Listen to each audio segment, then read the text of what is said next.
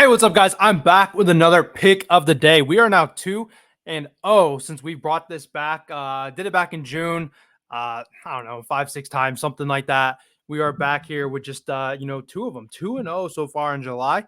Going for number 3 here. So check it out.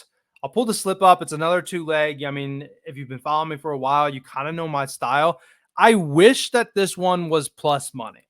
Some people will hate on this type of style, but we're going to go with Gomber to not record a win. And we're going to go with Tanner Houck over 17 and a half outs, minus 109. So we got Gomber in there just as a little bit of like a juice reducer style. If you have another leg you like instead of Gomber, sure, ride that. But the reason I like Gomber, the Reds offense kind of stale yesterday. They turned it back on for us. Well, at least in the Discord, we had cashed on some of that. I had him like over 3.5 on another like builder type play. But they scored like 19 runs the last 3 games. Gomber's given up like 10 or so in his last 3 starts. Last couple times against the Reds, he's been getting beat up too.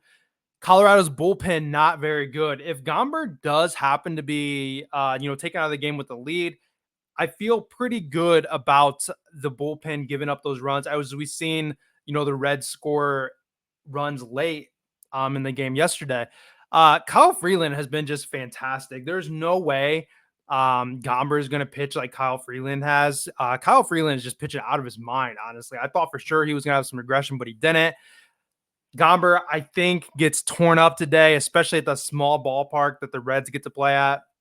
We go and look at Tanner here. He's over in 13 of 18. His line is usually at 18 and a half. So we have a discount with him at 17 and a half.